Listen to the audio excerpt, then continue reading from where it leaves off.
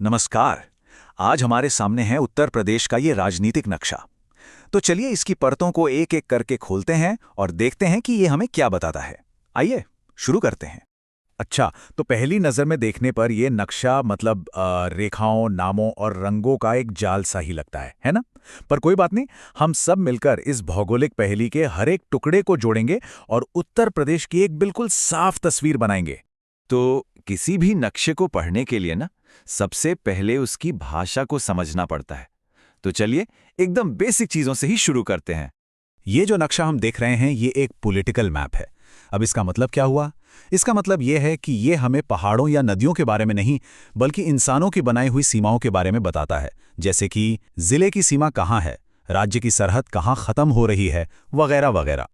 अब देखिए, इस नक्शे को समझने की जो असली चाबी है वो है इसका संकेत, जिसे अंग्रेजी में लेजेंड कहते हैं।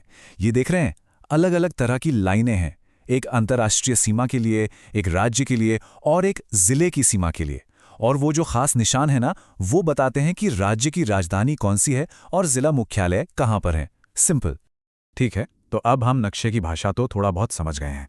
तो अब जरा एक कदम पीछे हटते हैं और देखते हैं कि पूरे भारत के नक्शे में उत्तर प्रदेश आखिर है कहाँ।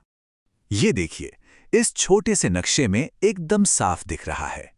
उत्तर प्रदेश भारत के उत्तरी हिस्से के, कह सकते हैं, एकदम दिल में बसा हुआ है। और ये सिर्फ अपनी बड़ी आबादी के लिए ही नहीं, बल्कि अपनी खास भौगोलिक स्थिति की वजह से भी देश के सबसे अहम राज्यों में से एक है। और इस एक विशाल राज्य के अंदर जानते हैं कितने जिले हैं? पूरे 75। जी हां, 75 जिले। ये नंबर ही अपने आप में इस राज्य के विशाल प्रशासनिक ढांचे और इसकी विविधता का एक अंदाजा दे देता है। चलिए अब एक काम करते हैं, इस राज्य की सीमाओं का एक चक्कर लगाते हैं। देखते हैं कि इसके पड़ोसी कौन-कौन हैं और कैसे वो इसकी पहचान पर असर डालते हैं। शुरुआत करते हैं उत्तर से। अब देखिए, उत्तर प्रदेश की उत्तरी सीमा बहुत खास है। खास क्यों है? क्योंकि ये सिर्फ किसी दूसरे राज्य से नहीं लगती, ये एक अंतर्राष्ट्रीय सरहद है। नक्शे पर जरा गौर कीजिए।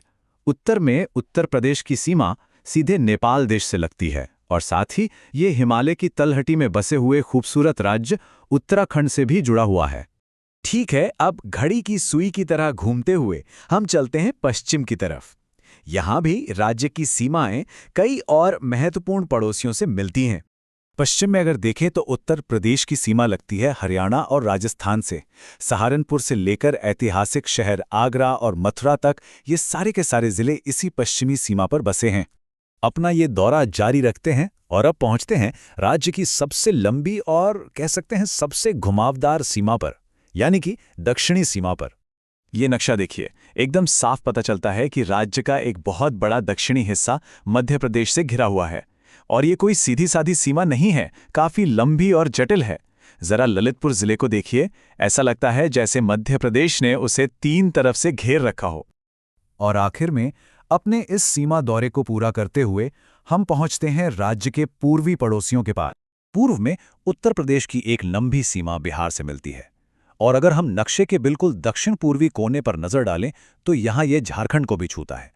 तो बस इसी के साथ हमारा सीमाओं का ये चक्कर पूरा होता है। तो ठीक है, सीमाएं तो हमने देख लीं। अब जरा राज्य के अंदर चलते हैं और इसके कुछ बड़े और अहम शहरों को ढूंढते हैं।